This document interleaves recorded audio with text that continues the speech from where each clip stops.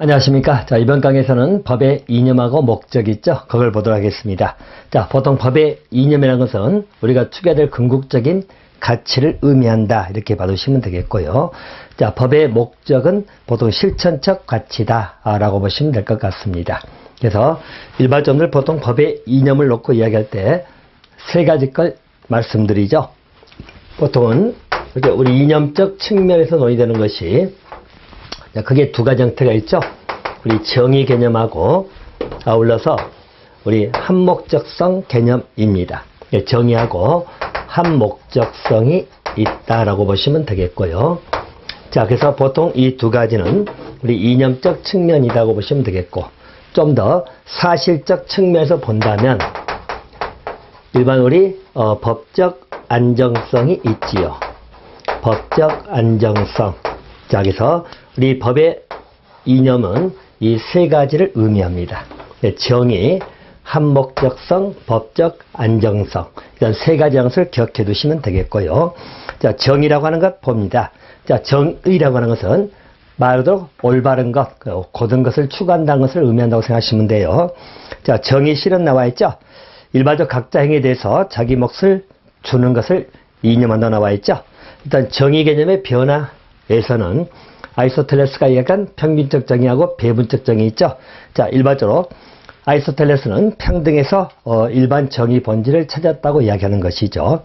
자, 평균적 내지는 우리 배분적 정의만 잠깐 보시면, 자, 보통 우리 평균적 정의다 또는 배분적 정의입니다. 평균적 정의라 하는 것은 일반적으로 절대적 평등을 의미하죠. 그래서 평균적, 모든 인간 똑같다는 어떤 절대적 평등 개념이다라고 보시면 되겠고, 자, 배분적 정의라는 것은 우리가 열심히 산 사람은 돈을 많이 벌어야 되고 열심히 살지 않은 사람은 돈을 벌지 아니해야 된다는 그런 의미. 다시 말하면 우리가 말하는 비례적 평등이다. 뭐 이런 의미로 정리하시면 되겠다. 그래서 평균적 정의는 절대적 평등, 누구나 똑같다는 그런 개념. 자, 배분적 정의라는 것은 비례적 평등. 하나 봐두시면 될 것 같습니다. 자, 그 개념은 그 정도 하나 봐두시면 되겠고요. 오늘 한목적성입니다. 한목적성은 우리 목적이 합치된 것을 의미하죠. 자, 그래서 한목적성이다. 자, 말로 합치되는 것이죠. 우리 목적에 합치되는 것을 의미합니다. 자, 여기서 이제 목적적 개념이 무엇이냐는 그런 논의는 있겠지만, 목적에 합치되도록 방향을 설정해 가는 걸 한목적성이다라고 보시면 됩니다. 자, 그래서 일반적 한목적성에 관한 것은 시대적 상황도 좀 더 변하겠다고 이야기하죠. 자, 보시면 우리 자유주의 국가 나와 있죠. 과거에 우리 자유주의 국가다 자, 라고 할 때는 보통은 한목적성의 목적적 개념은 개인의 자유가 가장 큰 가치다. 그래서 개인의 자유를 굉장히 추구했다고 보시면 되겠고요. 좀 더 발전하면 전체주의 국가다. 자, 전체주의 국가로 가버리면 여기는 개인보다는 일반적으로 우리 국가 또는 민족 이런 쪽에 초점을 두는 것이죠. 국가나 민족의 가치를 찾고자 하는 것이 전체주의 국가다. 오늘날 현대 국가이지요. 자, 현대 국가는 보통 우리 복지적 국가죠.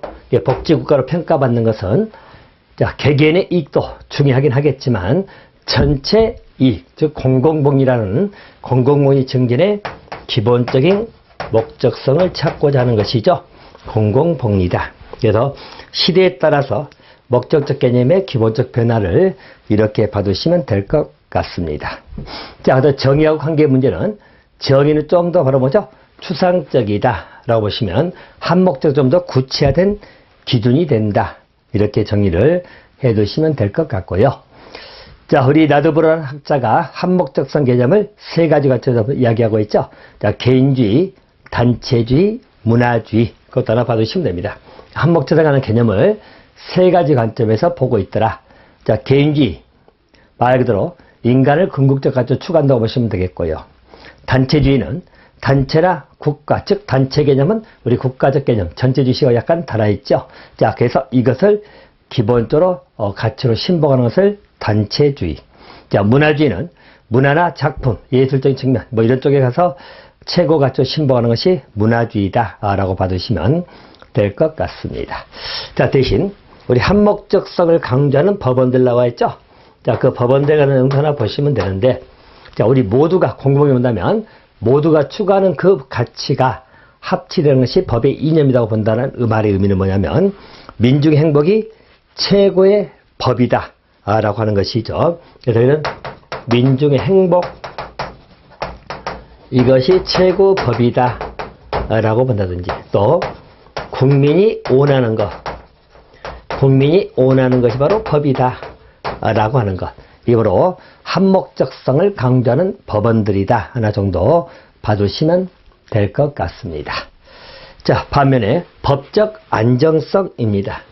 자, 법적 안정성의 의미도 법의 하나 이념인데, 자, 말 그대로 이 말의 의미는 뭐냐면 법은 규범의 틀인데 그게 수시로 바뀐다든가, 자, 그래버리면 법적 안정성을 깨지는 것이죠. 쉽게 말해서 어제 하던 일은 범죄가 되지만 오늘 하는 일도 범죄가 안 된다든가, 이렇게 수시로 변경되는 것들은 안정성을 깨치는 것이다라고 보시면 됩니다. 다시 말하면 우리 법에 의해서 보호되는 사회생활 질서, 즉 사회질서의 안정을 의미하는 것이 법적 안정성이다라고 보시면 됩니다.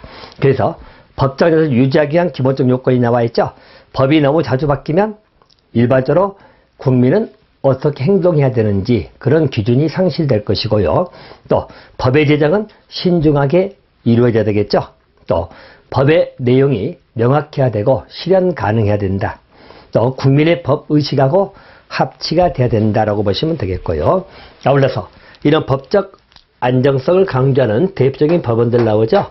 자, 거기 발음들 악법도 법이다. 자, 과거에 우리 실증주학들이 보통 주장했던 것이죠. 악법도 법이다. 또 정의의 극치는, 자, 정의의 극치는 바로 부정의의 극치다. 뭐 이런 표현도 법적 안정성을 표현하는 의미다라고 보시면 되겠고요. 자, 또 한 가지. 자, 정의롭지 못한 법의 무질서보다 낫다라고 했죠. 그래서 비록 정의롭지 못한 법이라 하더라도 그 법은 자, 무질서보다도 훨씬 낫다 라고 하는 것. 일반적 법적 체계를 인정하면서 거기에다 안정적 구조, 이것을 강조한 것이 법적 안정성이다 라고 봐주시면 될 것 같습니다. 자, 그래서 일반적으로 법적 안정성은 법에 의해서 보호되는 사회질서 안정을 의미한다, 이렇게 보시면 되겠고요. 또 이런 법적 안정성에 대한 우리 현행 법의 체계도 있죠. 자, 보통들 대표적인 시효제도가 나오죠. 그래서 우리 민법상에 나오는 시효제도입니다. 자, 시효제도는 여러분 소멸시효라든가 취득시효가 있죠. 자, 그래서 이 부분도 일정 시간적 효력을 의미하는 것인데, 자, 일정 시간이 경과되면 권리를 소멸시키든가, 일정 시간이 경과동에서 권리를 취득하게 만드는 소멸시효하고 취득시효제도도 법적 안정성을 위한 제도들이다, 이렇게 봐두시면 되겠고요. 자, 또 한 가지 일반적들 형법상의 공소시효제도 나오죠. 공소시효제도.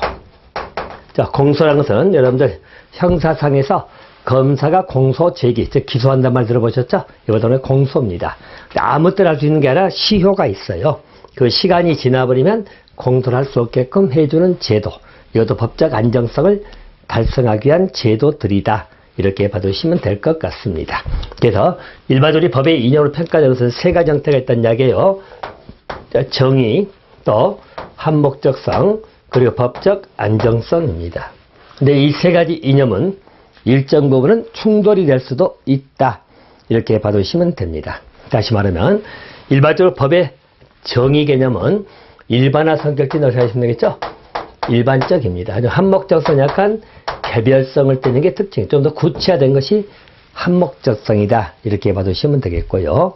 아울러서 정의하고 한목적성은 주로 이념적 측면이 강하지만 법적 안정성은 사실성에서 도출되어 나와 있죠, 라고 보시면 됩니다. 자, 그래서 일반적 법 이념이 충돌할 때는 어떻게 할 거냐. 충돌 문제는 항상 여러분들 결론은 똑같이 나옵니다. 일반 충돌하게 되면 한 가지를 무조건 앞세우는 것은 잘못된 것이겠죠. 그래서 상호간에 조화를 이루도록 해야 될 거다, 이렇게 봐두시면 될 것 같습니다. 자, 그 부분 여러분들 이렇게 정리해 놓으시면 될 것 같다. 일단 여기서 여러분 여기 정리하고 또 정리하시면 돼요. 일반적 법의 이념의 종류가 뭐냐고 물어볼 때 세 가지 형태, 정의, 한목적성, 법적 안정성 기억해 두시고, 올라서 우리 아리스토텔레스가 말한 평균적 정의하고 배분적 정의, 일반적으로 절대적 평등은 평균적, 좀 더 우리가 비례적 평등이라고 평가하는 것은 우리 배분적 정의, 또 이런 정의 맞물려 한목적성 좀 더 구체화시키는 거 기억해 두시고, 한목적성의 기본적인 틀은 시대에 따라서 조금씩 달라질 수 있다 라고 보시면 되겠고, 자유국가 시대는 자유를 강조했고, 전체의 국가 시대들은 국가 민족이 중시되는 시대, 현대 국가는 공공복리 증진에 초점이 맞춰 있다고 생각하시면 되겠죠. 자, 또 한목절에 관련된 법원들, 그죠? 그래서 우리 국민 모두가 하는 게 법이라는 것은 국민적 모두 가치가 목적적 개념에 반영된다고 보는 것이죠. 그래서 한목적성에 관련된 법원이다. 대신 법적 안정성에 관련된 대표적인 법원은 악법도 법이다. 또 정의의 극치는 부정의 극치다 라고 하는 것. 자, 이런 것 전부 다 안정성 측면을 강조하는 법원들이다. 제도는 주로 시효제도 기억해 두시면 될 것 같습니다. 자, 우리 이념의 문제는 이렇게 정리하고요. 이제 법의 존재 형태에서 법원에 관한 개념을 보도록 하겠습니다. 이 법원은 유형에 관한 문제를 좀 정리를 하셔야 되는데요. 일반적으로 우리 법원이라 하는 것은 의미 자체는 그래요. 함을 쓰면 우리 법의 원천이다. 우리 근원 원자를 쓰고 있죠. 법의 원천입니다. 자, 이 법원은 무엇을 보고 우리가 법이라 할 수 있겠느냐는 의미. 그래서 법의 존재 형식이나 내지는 인식 근거다 이런 말 씁니다. 그래서 보통 법원의 개념을 의미할 때는 법의 존재 형식이다 또는 인식 근거다 이런 표현을 쓰는 것이에요. 자, 법이 어떤 형식으로 존재하는 것이냐. 인식 근거는 우리가 무엇을 보고 법이라고 인식할 수 있겠느냐 이걸 따져보는 것이 보통 법원이고요. 법원은 보통 나누면 성문법원하고 불문법으로 나눠진다 라고 보시면 될 것 같습니다. 그래서 전통적으로 우리 법원의 종류는 성문, 불문법이 있는데 주로 대륙법계라고 지칭되는 것은 성문법주의를 보통 취할 것이고, 영미적은 불문법주의가 보통 원칙이라는 말 쓰고 있어요. 각각의 장단점이 있다라고 봐주시면 될 것 같습니다. 자, 그래서 의미 자체는 이렇게 보세요. 우리 성문법주의하고 아울러서 우리 불문법주의의 장단점 문제를 좀 봐두시면 됩니다. 성문법주의하고 보통 불문법주의입니다. 자, 의미 자체는 이렇게 보세요. 자, 성문법이라는 것은 눈에 보이는 거죠. 문서화된 법을 말할 것이고, 불문법은 눈에 보이지 않는 문서화되지 아니한 법 이렇게 봐두시면 됩니다. 자, 그래서 일반적으로 우리 성문법주의는 주로 대륙법계에서 보통 발전했다고 평가하는 것이죠. 자, 대륙법계라는 것은 유럽 대륙을 말합니다. 보통 대표적인 프랑스, 독일 생각하시면 돼요. 그래서 일반적으로 프랑스나 독일 쪽을 의미한다. 자, 반면에 불문법주의는 주로 영미법계입니다. 영미법계지만 좀 더 정확히 말하면 영국 쪽이 보통 핵심인데, 그죠? 미국은 또 성문법주의라고 취하기도 합니다만은 그 법의 계통을 말합니다. 법의 계통은 기본적으로 영미 쪽이 같은 법의 계통이므로 묶어서 영미법계다 이렇게 표현을 하는 것이죠. 자, 그러면 일반적 성문법주의는 이걸 취하는 것이 보통은 우리 실정법 학계, 실증주의 학계에서 보통 주장을 하고 있는 것이죠. 그래서 일반적 법 실증주의 학계에서는 문서화된 법, 눈에 보이는 게 중심이다. 그래서 일반적으로는 보통 실증주의 철학이 반영된다고 보시면 되겠고요. 자, 우리 불문법주의는 주로 자연법 학계에서 논의가 되는 것이죠. 그래서 신에 의해서 만들어진 법의 체계, 이거는 문서화되지 않아도 법이다 라고 하는 것이 보통 불문법주의의 기본적 특징으로 보시면 될 것 같습니다. 자, 그래서 일반적으로 이 성법주의는 자, 우리 로마법의 영향을 받았다고 하는 것이고, 자, 그리고 여기는 제정법 중심, 만들어진 법 중심이라고 보시면 됩니다. 자, 반면에 불법주의는 로마법의 영향이 좀 약하다는 것이죠. 예, 로마법 영향이 약할 것이고, 여기는 주로 이제 판례법 등이 보통 중심이 될 것이다 라고 보시면 될 것 같아요. 일반적인 장단점 문제는 이렇습니다. 자, 보시면 여러분들 성법주의 장점이라고 평가받는 것은 일단 우리가 문서화됐다는 것은 명확성을 기할 수 있다 라고 나와 있죠. 그래서 일반 성법주의 장점으로 평가받는 것은 여기는 명확성입니다. 자, 명확성이란 말의 의미는 국가 권력의 자의적인 남용을 방지할 수 있다는 이야기죠. 자, 그래서 국가 권력의 남용을 방지할 수 있다. 법에 명확하게 규정됐기 때문에 법의 근거에 의해서만 행위를 해야 되기 때문에 국가 권력의 남용, 전횡을 방지할 수 있다. 결과적으로 국민의 자유를 보호할 수 있다라는 장점이 있다 라고 보시면 되겠고요. 아울러서 일반적으로 여기는 애국법의 개수가 용에 들어와 있죠. 그래서 애국법의 개수가, 자, 애국법의 개수는 우리가 받아들인 걸 말해요. 애국법을 받아들이기가 용이하다 이렇게 보시면 되겠고, 또 세 번째는 정비 내지는 통일이 쉽다 나와 있죠. 그래서 법의 통일 정비가 쉽다, 통일이나 정비가 용이하다, 이런 장점이 있다고 생각하시면 돼요. 반면에 불문법 주의는 한마디로 눈에 보이지 않는 자연법적 시각의 바탕을 두고 있기 때문에 융통성 있는 적용이 가능하다. 융통성이 있다는 게 특징이죠. 성법은 법에 명확하게 정해졌기 때문에 법대로만 가면 뭔가 융통성이 상실될 수 있겠지만, 불법주의는 자연법에 기초돼서 해석하다 보면 좀 더 융통성 있게 사안에 적용할 수 있을 것이다 라는 장점이 있을 것이고요. 자, 또 하나 장점이 있다면, 자, 기본적으로 성법주의를 취하다 보면 결국 우리 집행권력의 남용은 방지할 수 있지만 입법권의 권한이 너무나 막강해질 수 있다는 이야기죠. 근데 불법주의를 취하게 되면 입법권의 전횡을 막을 수 있다, 또는 예방할 수 있다. 그래서 입법권의 전횡을 방지할 수 있다, 이런 장점이 있다고 보시면 될 것 같습니다. 자, 반면에 단점은 반대로 생각하시면 될 것 같아요. 일반적 성법주의는 융통성이 좀 떨어지겠죠.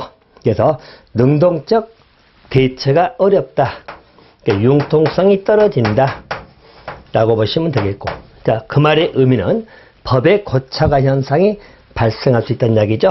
그래서 법의 고정화 또는 고착화, 자, 그런 현상이 발생할 수 있는 게 하나의 단점이 될 것이다, 이렇게 보시면 되겠고요. 자, 또 한 가지, 명확하더라도 우리 문맥상의 한계 때문에 법의 해석에 문제가 발생할 수 있다, 이렇게 보시면 됩니다. 자, 법 해석에 문제가 발생할 수 있다, 이건 단점이 되겠죠. 자, 반면에 우리 불법주의 단점에 관해서는 성법주의 장점이 보통 들어가겠죠. 여기는 불명확하다, 이런 문제가 하나 단점이 될 것이고, 또 애국법의 개수가 용이하지 아니하다 하겠죠. 그래서 애국법 개수가 애국법을 수용하는 문제, 그게 용이하지 못하다. 자, 또는 통일적인 법전 체계, 법체계 통일성이죠. 자, 그래서 통일 정비가 좀 곤란하다. 자, 이런 쪽에 하나의 단점으로 소개가 될 수 있을 거다, 이렇게 봐두시면 될 것 같습니다. 자, 기본적인 틀은 이렇게 보시고요. 아울러서 이제 법원의 중심은 종류를 이해하는 것, 이게 여러분들 핵심이 될 것입니다. 자, 우리가 성문 법원이라고 지칭되는 것들 하나 보시고요. 또 우리 불문법이라고 불러진 것들, 종류라는 건 가장 기본이다 라고 보시면 되겠습니다. 우리 법원의 종류는 성문 법원이 있고 또 불문 법원이 있다, 이렇게 보시면 돼요. 일반적으로 성문 법원의 종류 또 불문 법원의 종류를 보시면, 자, 성문 법원은 우리나라도 있지만 똑같이 가장 상위 규범으로서 헌법이 존재하고요. 또 우리 법률이 있죠. 법률, 자, 또는 명령이 존재합니다. 자, 또 우리 자치법규가 있고요. 또 우리 조약 등 국제관습법이 들어가겠죠. 이게 기본적으로 성문법의 기본적인 틀이다. 조약 등이 들어간다라고 보시면 되겠어요. 자, 우리 불문법원에 소개된 것들은 대표적으로 간수법이 있고요. 또 판례법, 자, 그리고 조리, 이렇게 보시면 됩니다. 자, 그래서 헌법 여러분 가장 최상위법이죠. 우리 국민의 기본권하고 국가 통치 등을 규정하고 있는 국가의 최고 규범이라고 보는 것이 우리 헌법입니다. 그래서 가장 상위법을 생각하시면 되겠고, 자, 법률은 일반적으로 우리 협의 개념으로 본다면, 협의 개념으로 본다면 입법부죠. 입법부. 자, 우리는 국회를 말하겠죠. 국회에서 제정을 하는 것이죠. 그래서 국회에서 제정을 한다. 법률 형식으로 제정된 것을 법률이라고 보시면 되겠습니다. 자, 명령 형태는 보통 우리 입법부가 아닌 기관들에서 보통 발령되는 것을 명령으로 보시면 돼요. 자, 그래서 대통령님들, 대통령이 발하는 대통령령이 있고, 국무총리가 발하는 총리령 또는 부령, 자, 또는 사법부에서 발하는 대법원 규칙 같은 것도 여기에 들어갈 수 있어요. 그래서 일반적 명령 개념은 대법원 규칙 등이 들어갑니다. 자, 자치법규는 여러분 대표적으로 지방자치단체에서 만드는 법을 말하죠. 두 가지가 있네요. 조례하고 규칙. 자, 조례는 지방의회에서 의결해서 제정을 하는 것이고, 규칙은 보통 지자체장입니다. 자, 지방자치단체장, 일반 규칙을 발할 것이고, 교육규칙은 또 교육감이 발하기도 합니다.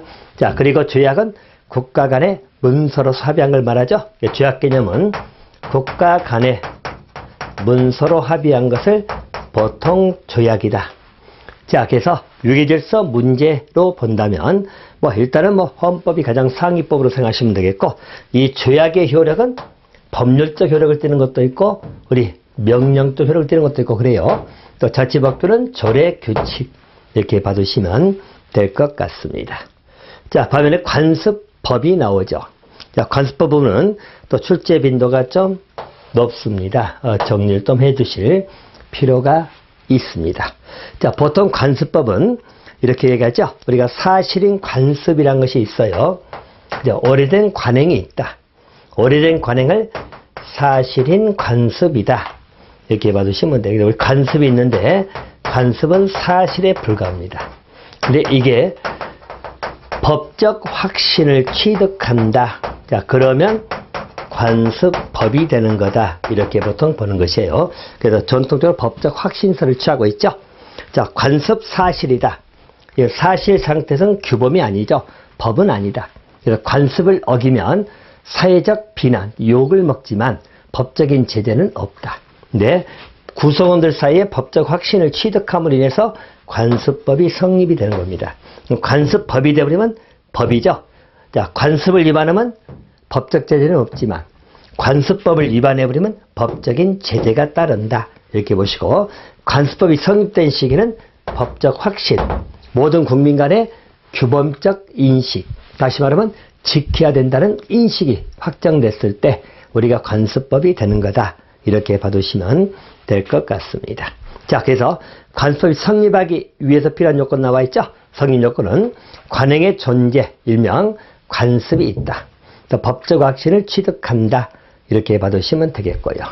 아울러서 관습법 여부는 법원의 판결에 의해서 확정되더라도 성립되는 시기는 법적 확신을 취득한 시기, 이 시기에 성립이 된다. 하나 기억해 두시면 될 것 같습니다. 하나 봐두시면 되겠고요. 자, 또 한 가지 관습법 효력에 관한 문제가 나오죠. 제가 하나 정리를 하시면 되겠습니다. 자, 그래서 일반적으로 우리 정리할 지문이 한두 개 보이는데 정리할까요? 일반적으로 우리 관습법은 당사자 주장 입증이 있어야, 자, 당사자 주장 내지는 입증이 있어야만 법원은 판단할 수 있다. 법원은 판단할 수 있다. 자, 법원이 판단할 수 있다고 생각하면 이건 잘못된 지문이죠. 자, 이 말은 뭐냐면 관습법이라는 것은 우리 법원이 직권으로 판단이 가능합니다. 그래서 법원이 직권으로 판단할 수 있다. 하나 기억해 두시면 되겠고. 자, 두 번째입니다. 관습법의 효력에 관한 문제인데요.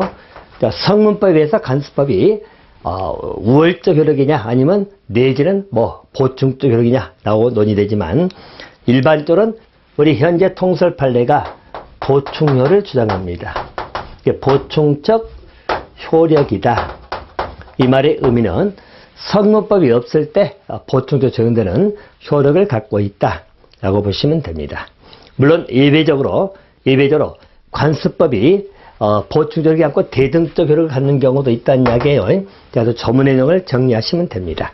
자, 조문상 내용은 거기 나와 있죠. 보통 우리 민법입니다. 자, 민법의 내용을 보게 되면 우리 민사, 즉 이 법의 규정이 없다면 관습법에 의하고 민법 실정법이 우선이고 그게 없다면 관습법에 의하고 관습이 없다면 조리에 의한다. 이렇게 나와 있죠. 그래서 이 경우는 관습법은 성문법인 민법보다는 아래가 있다라고 정리를 해 놓으시면 될 것 같습니다. 자, 반면에 우리 상법은 내용이 좀 다르죠. 비교해 놓으세요. 상법의 문제를 보면 일반적으로 상법에 규정이 없으면 상관습법에 의합니다. 그게 없으면 우리 성문 민법에 의한다. 자, 그래서 일반적 상법상 문제로 가버리면 이 상관습법이 우리 민법보다는 우위가 있는, 그죠? 위에가 있는 그런 효력이 돼버리죠. 이 경우는 보충적으로 보는 건 아니겠죠. 그죠? 그래서 우리 상법 규정을 보게 되면, 자, 우리 상법 1조에, 자, 편법의 규정이 없으면 상관습법에 하고, 상관습법이 없으면 민법 규정에 따른다. 따라서, 상관습법은 성문 민법보다 우선된다. 하나 기억해두시면 돼요. 보통 관습법은 민법보다 우선되는 건 아니죠. 그냥 상관습법은 민법보다 우선된다. 하나 봐두시면 될 것 같습니다. 자, 그거는 정돈해 을 주시면 될 것 같고요. 자, 우리 판례법이 나오죠. 자, 판례법에 관한 문제는 일반적으로 판례법의 법원성을 인정할 거냐 말 거냐 이 문제입니다. 자, 판례법의 법원성 문제에 관련돼 가지고는 자, 판례법의 법원성을 보통 인정하는 쪽, 이쪽은 영미 쪽의 기본적 틀입니다. 그래서 판례법의 법원성을 인정을 하는 쪽은 영미법계라고 생각하시면 됩니다. 자, 이쪽은 판례 기속의 원칙, 즉 선례 기속의 원칙이 확립됐기 때문에 보통 판례법의 중요도가 강조된다고 생각하시면 돼요. 자, 반면에 법원성 문제에서 부정 쪽에 좀 가까운 것은 대륙법계 쪽이라고 보시면 됩니다. 그죠? 우리나라 입장은 부정설이 다수라도 약간 판례법의 법원성 문제는 학설에 따라 다툼이 있을 수 있다 생각하시면 돼요. 왜냐하면 영미나 대륙법계 이 법계가 지금 혼재되어 있기 때문에 명확하게 어느 쪽에 따라서 말하기는 어렵다는 이야기예요. 그러면 영미 쪽은 보통 부정이라면 틀려요. 판례법의 중요성이 강조된다고 생각하시면 됩니다. 자, 또 한 가지. 요 조리입니다. 이 조리하고 조례는 구별하셔야 돼요. 조례는 지자체에서 의회가 제정하는 성문법을 말합니다. 그 지방자치에 있는 법을 말하죠. 자, 서울시 특별시, 서울특별시 조례가 있죠. 이러듯이. 또 경기도 조례가 있듯이. 각 지자체 법을 말합니다. 성문법입니다. 근데 조리는 불문법입니다. 우리가 사물의 근본 이치, 본성이라고 하는 것이죠. 그래서 눈에는 보이지 않지만 당연히 지켜야 될 요소가 조리라고 생각하시면 되겠고, 조리의 가장 특징은 뭐냐면 최후에 적용되는 법원의 성격입니다. 그래서 보통 최종적 적용된다 또는 최후의 법원이다 이런 말도 씁니다. 왜냐하면 다른 걸 다 적용하고 없을 때 마지막에 조리에서 판단한다, 뭐 그렇게 이해를 해 놓으시면 될 것 같습니다. 자, 그래서 일반적인 법원의 종류는 그렇게 정도 해 주시면 될 것 같습니다. 자, 또 4절 법의 분류가 나오는데요. 자, 우리 법의 분류는 종류가 대단히 많습니다. 그래서 우리 개념 분류상 특징들을 가지고 이해를 좀 해 두시면 될 것 같습니다. 자, 법별적으로 우리 법의 분류 쪽은요. 일단 법 체계를 한번 잡아놓고요. 가도록 할 것인데요. 자, 우리 법을 나누는 기준 따라서 여러 가지 기준이 나올 수 있겠죠. 자, 보시면 우리가 적용 범위에 따라서 국내법이 있고 또 우리 국제법이 있다. 이렇게 보시면 되겠죠. 자, 우리 국내법은 한마디로 국가하고 국민 간의 관계, 이게 보통 중심 또는 국민 상호 간의 관계 문제겠죠. 그래서 우리 국민하고 국민 간의 관계를 정하는 게 국내법. 자, 반면에 국제법이라는 것은 국가 사이 또는 국가 국제기구 사이 문제를 말하거든요. 자, 그래서 가장 중심은 국가와 국가 단계. 알겠죠? 이게 가장 기본적인 국제법이라고 보시면 됩니다. 물론 이제 오늘날은 국제 조직에 관한 것도 즉 중요하게 국제법의 내용입니다. 국제 조직을 규율하는 법입니다. 알겠죠? 이것도 국제법으로 보시면 될 것 같고요. 자, 국내법의 형태는 여러분 나누기 따라서 여러 가지 형태 나오죠? 전통적인 구별. 여기는 우리 공법하고 사법으로 구별됩니다. 자, 공법은 공적 관계를 규율하는 법, 사법은 사적 관계. 사적 관계는 개인 간의 관계를 규율하는 법이 사법이라고 보시면 되겠고, 보통 중간법 형태에 띄는 것이 사회법이라는 것이 하나 있다고 생각하시면 됩니다. 사회법. 자, 사회법 보통 노동법이라든가 사회보장법 생각하시면 돼요.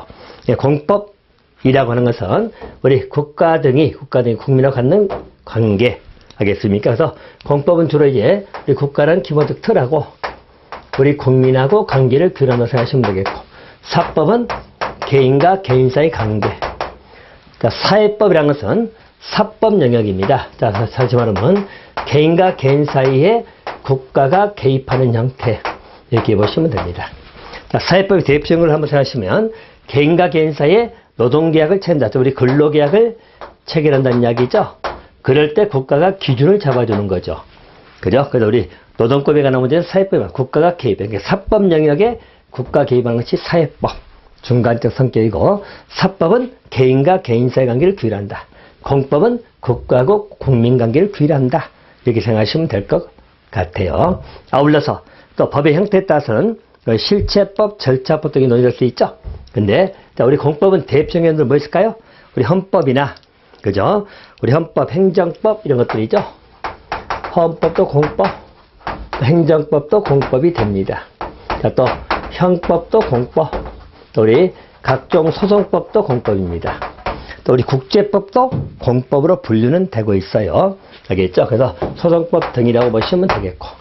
자, 사회법은 여러분 거기 노동법이나 경제법, 자, 노동법, 경제법 또는 사회보장법이 보통 들어갈 것이고, 사법 체계는 보통 민법, 상법 이렇게 보시면 됩니다. 반면에 국제법은 조약 대표적이죠. 또 국제사에서 일반적 승인된 국제법규입니다. 그래서 국제법규 등이다 라고 보시면 될 것 같아요. 자, 법의 체계는 기본적 체계는 이렇게 잡아두시고요. 자, 구체적 내용에 관한 것은 다음 강에서 진행을 하도록 하겠습니다.